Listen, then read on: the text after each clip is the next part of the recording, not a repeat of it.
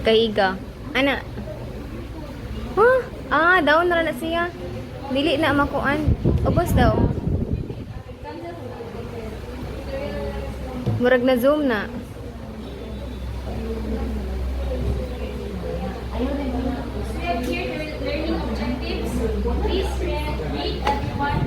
At the end of this chapter, you should be able to discuss the competencies expected to school heads earn, competency frameworks for Philippines and for Southeast Asia.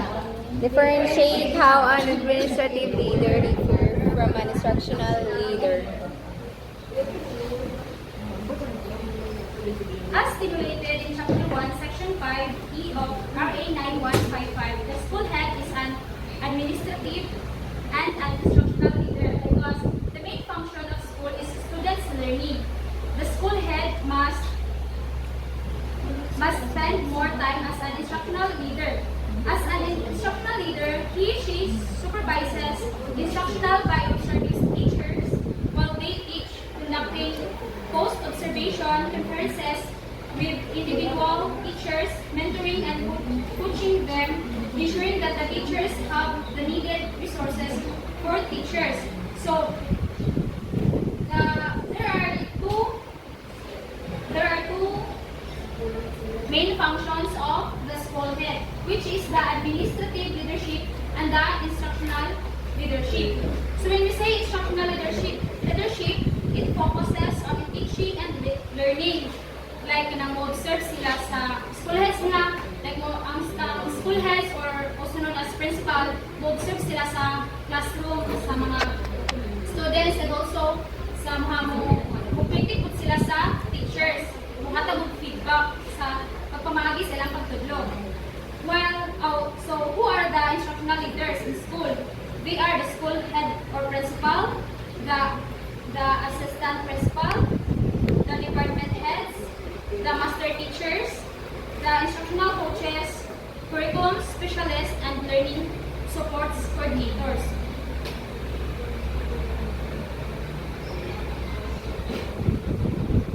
And also the instructional leader, when we say instructional leaders, ay katulad niya instructional leaders to siya. And then administrative leadership, it focuses on school management and school operations. So, ang administrative leadership, ang school head po nang nagdumala, ani. Ang iya kung function niya is, siya mo observe sa atong schools environment, like sa mga sa kananang budgeting, sa infrastructure, like for example, iyang kananang i-check ang kadaro mo, comfortable ba ang students nga mong klase ana. So that's the administrative leadership. In the list of competencies expected of school heads, there are competencies for both instructional leadership and administrative leadership. Let's take a look at the competencies expected of school heads as contained in the National Competency List Standards for School Heads NCB SSH issued in DepEd Order 32, 2010 on April 16, 2010. So here are the diagram. So there are 7 domains in the rules and competencies of school heads. So now let's discuss this one by one. So first is the domain 1. Domain 1, school leadership. So in competency standards, the developing community vision mission or the DMGO, database strategic planning, problem solving, building high performance teams, coordination with others, leading and managing change. So when you say school leadership, a school leadership is about how principals, teachers, and administrators guide school to success. A good leader works with staffs, students to create shared vision and positive learning environment. When leadership is strong, school motivate to do their best. So, for example, sa A principal who regularly meets with teachers to discuss ways to improve students' learning. So, for example, school heads, iyang i-check ang katong kada room kung say progress sa mga bata. And then, when leadership is and then, because of this leadership, teachers feel supported and students perform better. Next is the domain 2. Domain 2, the instructional leadership. So when we say instructional leadership, is about how school leaders like principals, the department heads help teachers improve their teaching, and good instructional leadership ensures that the students learn effectively by focusing on things like assessments, lesson planning, and teacher support.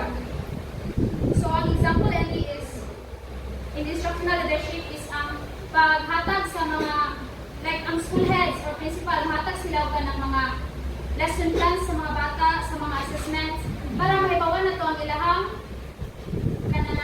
katunan. Next is the domain 3, creating a student-centered learning. When we say creating a student-centered learning, PriMate, it means that a school leaders make sure the school is a place where students feel motivated, safe, and supported in their learning.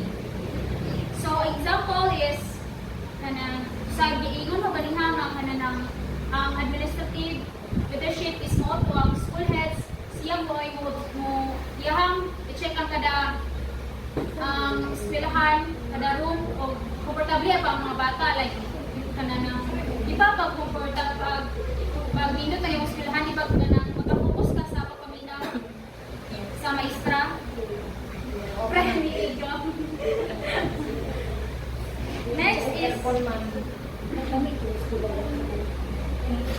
Next is the domain 4, which is HR management and professional development.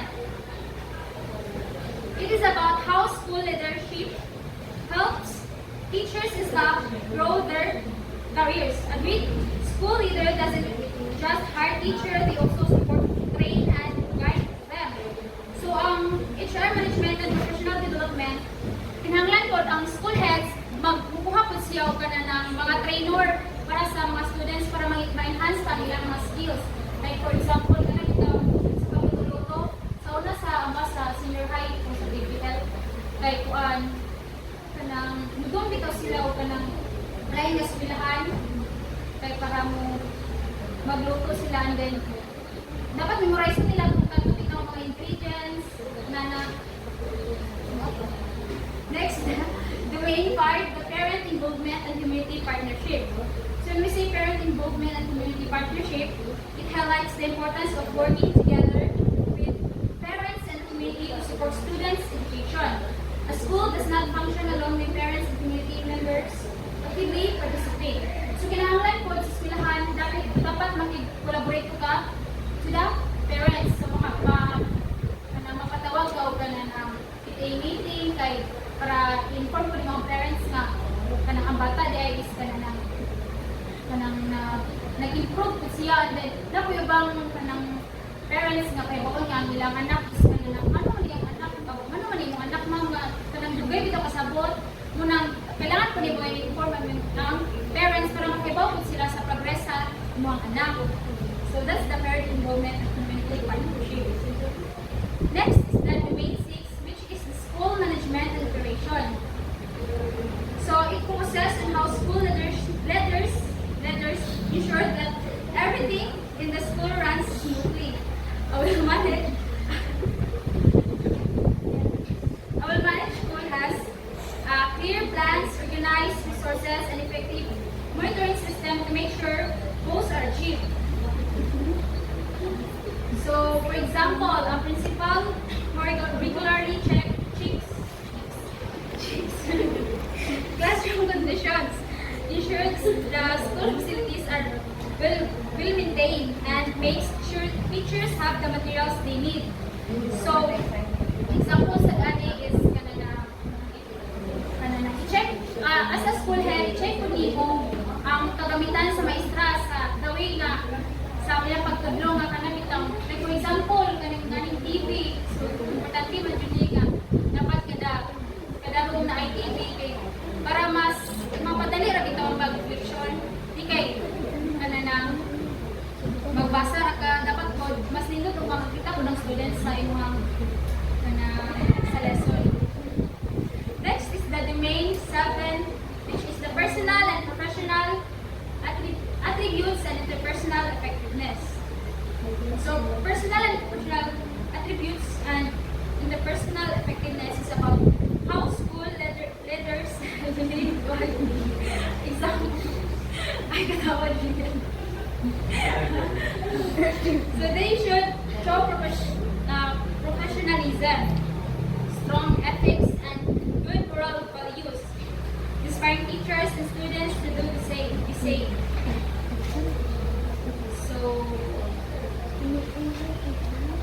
So in generally, the rules and competencies of school heads are essential in ensuring a school's success as both instructional and administrative leaders.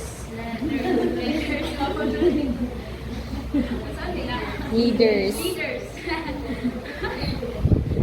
School heads must balance improving teaching and learning while also managing school operations.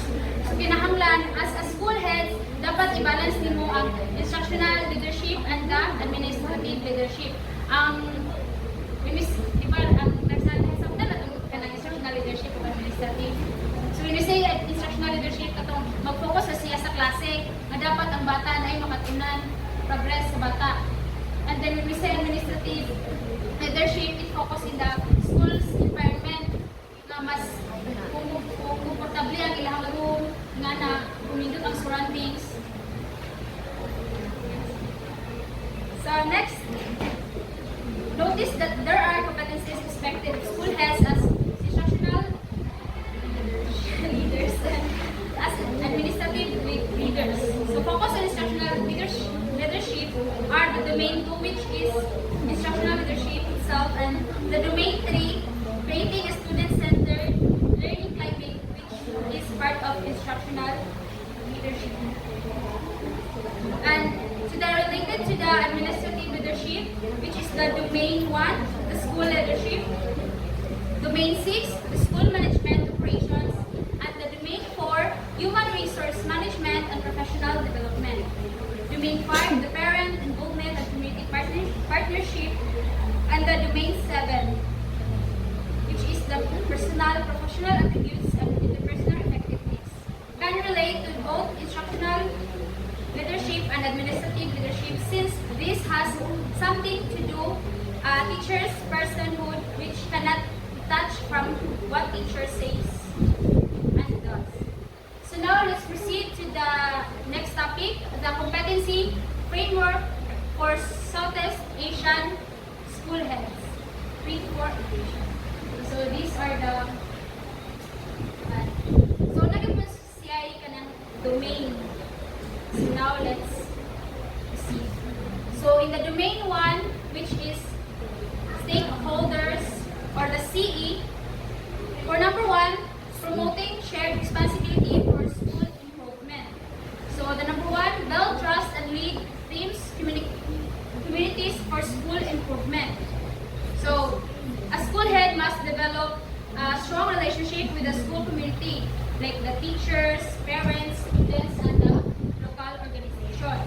So example, the principal organizes parent-teacher partnership meeting. So katong magpatawag lang ito ng PTA. And then for the number 2, empower the community to work for enhancement of school performance. So it means that encouraging stakeholders to participate in school activities helps improve education quality. So for example, a school head creates a community volunteer program where parents assist in school events and mentoring programs. Next is the CE, managing education, alliances, and network. So school leaders must be able to speak and listen to different groups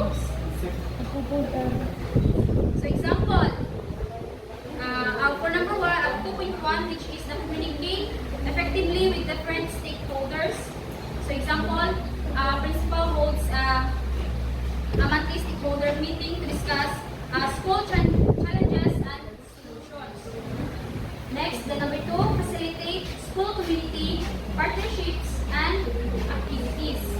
So schools should work with local businesses, NGOs, and government agencies to improve education.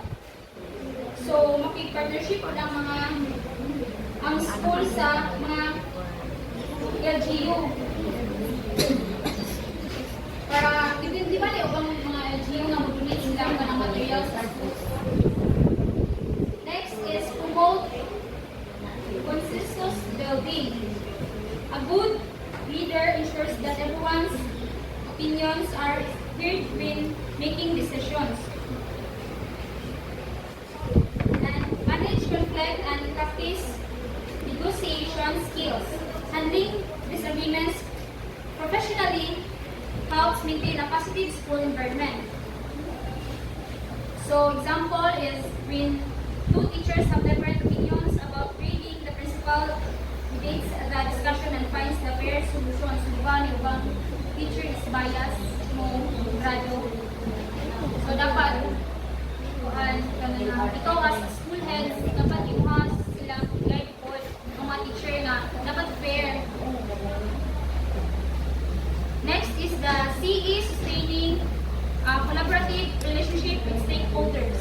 So, number 1, support community-based program and projects. So, school heads must encourage projects that connect the school with the local community. So, dapat ang mga school heads daw, if mag-project sila, dapat maka-connected na siya sa local community. Next is the communicate school performance report to stakeholders. So, transparency about school achievements and challenges build trust with stakeholders. So, for example, the principal publishes an annual school report and shares with parents and local officials. Next is the clean school resources and system.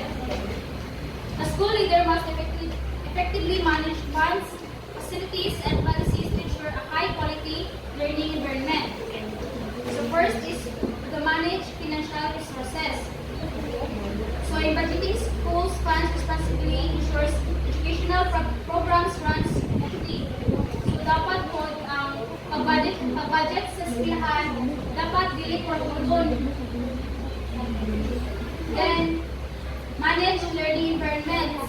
Katong dapat ang school must be ang school must be safe, inclusive, and equipped for students learning para kaya safe and ang motivating environment. Safe and motivating environment. Safe ka sa akin. Next is manage system and procedures.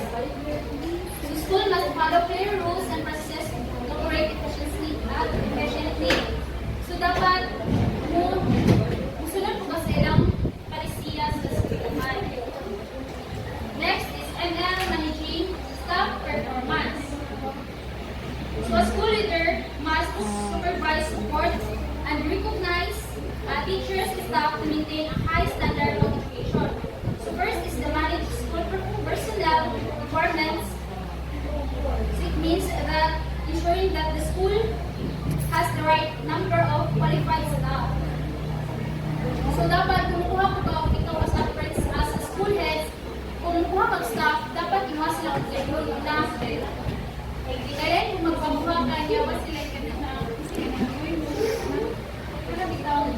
Plan. experience. Hindi kayo tumaestra. Bao, Jude. Next is the support professional development of staff. So support professional development of staff, encouraging teachers to go through training and workshop. So kinahanglan po as a school heads, kailangan po kamuha mga trainers na kikilingin na. Next is recognize staff performance. Acknowledging and rewarding hardworking teachers and employees. So dapat po kanang sa eskwelahan as a school head, kailangan po ka magpa-program ito kung say best teacher of the year.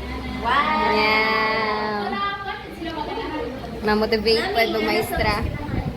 Kanang perfect attendance, punctual, So, yung na pa grade 3. Maestra? Next, ML, Managing Sustainable Schools Programs and Projects. School leaders must ensure programs are well-planned and contribute to long-term development. So first is demonstrate program and project management skills. Planning, organizing, and reviewing school projects and activities. For example, school leaders needs a tree planting project to promote environmental awareness. Sumunod ang administrative leadership. Dapat po, although mag-focus siya sa school environment. Then makatawag po siya sa community. Next is promote school-based programs and projects that support sustaining development. So, for example, school head starts a waste segregation program to teach students about environmental sustainability. So, magpa-kuan kanila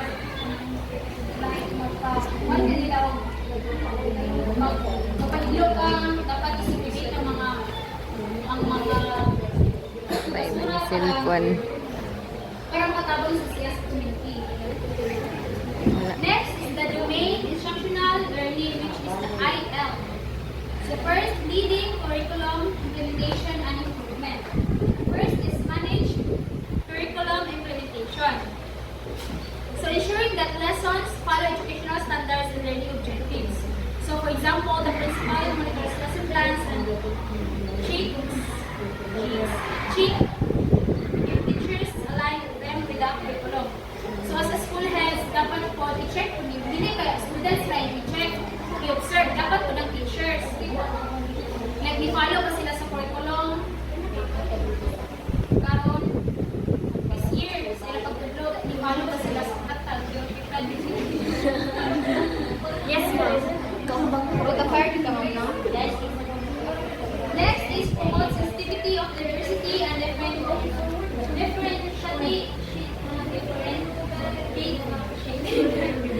Differentiated. differentiated instruction. So this means that encouraging teaching strategies that accommodate different learning needs. Teacher uses visual aids, group work, and hands-on activities to teach students with different learning styles. So, as a teacher, kailangan mga IMs, para students na mamibag sa mga kay may ganit ng mga students na sa ibang lessons, hindi kay mamibag. Next is IL creating a learner-centered environment. So first is promote learning-centered activities. Encouraging students to take an active role in learning. So dapat po ang students gawin nila sila kung gano'n dapat i-relate siya sa real world. Next is the promote a healthy, safe, and inclusive learning environment. Promote na kung hindi mo safe and inclusive environment. Next is promote a culture of peace and respect for diversity. So teaching students to respect different backgrounds and perspectives. So kailangan po sigurado mo mga bata na respeto sa ilang kultura, di ba niyo pag eskwelahan niya klase o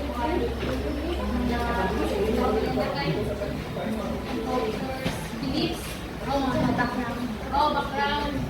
Dapat sa ikaw, respetual kung imo. Respetual,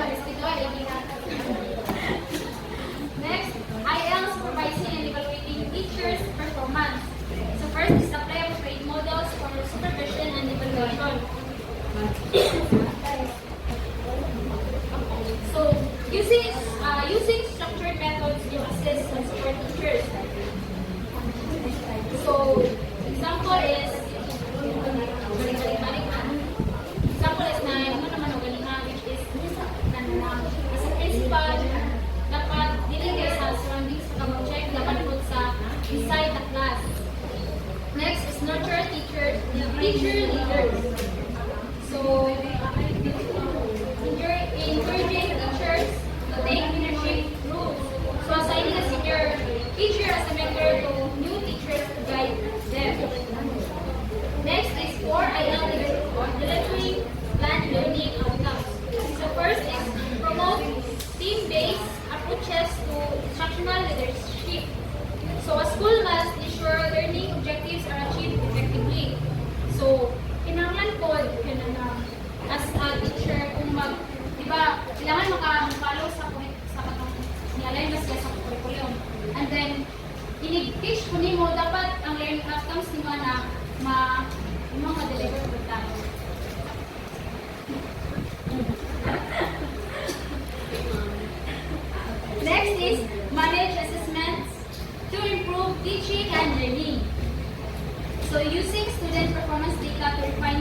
teaching strategies. For example, analyzing exam results to identify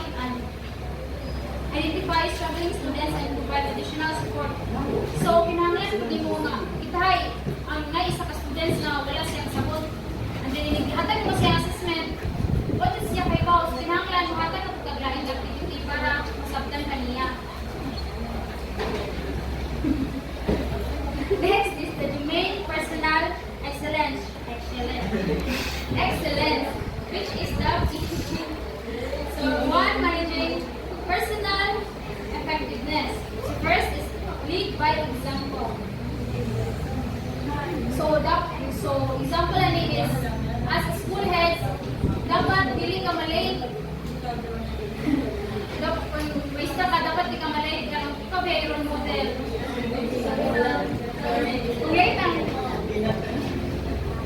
Kung late ka ng teacher ayaw ka nag-king. Next is demonstrate transparency and accountability.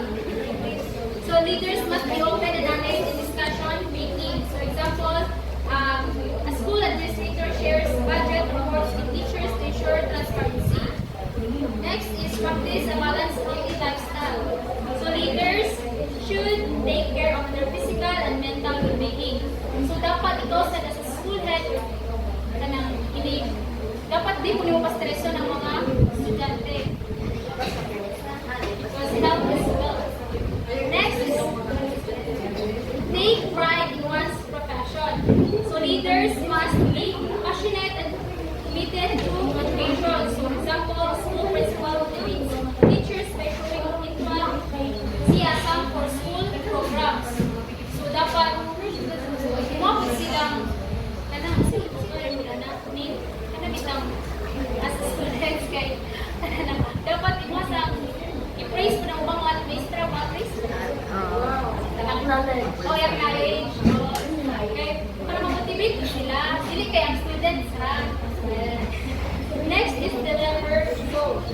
So a school leader must ensure tasks are completed efficiently. So a department head monitors student performance and finds way to improve learning outcomes. So, next is acting on challenges and possibilities. First is the manage priorities, which is knowing which tasks are urgent and important. So, a school head focuses on teacher training before launching a new curriculum. Next is exhibit decisiveness in addressing challenges. So, making a quick informed decision to resolve issues. So, as a school head, pag na-problema, dapat pinapamitan kung mo ma-agree. Solution. Next is exhibit and enterprising attitudes. So, being resourceful and innovative in improving school operations, a teacher seeks partnerships with business to provide school resources. So, next is the number 3, the pursuing continuous professional development. So first is take responsibility for lifelong learning. So it means that a commitment to ongoing education and self-improvement. So for example, a teacher attends workshop to enhance their teaching methods like mga seminars. Next is advocate ASEAN values and perspectives. So promoting regional values and cultural awareness.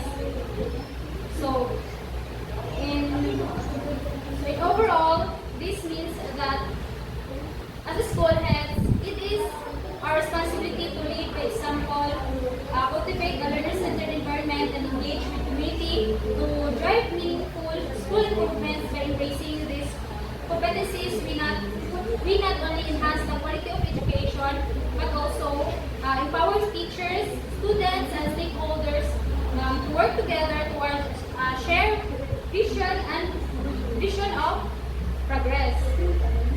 So that's all.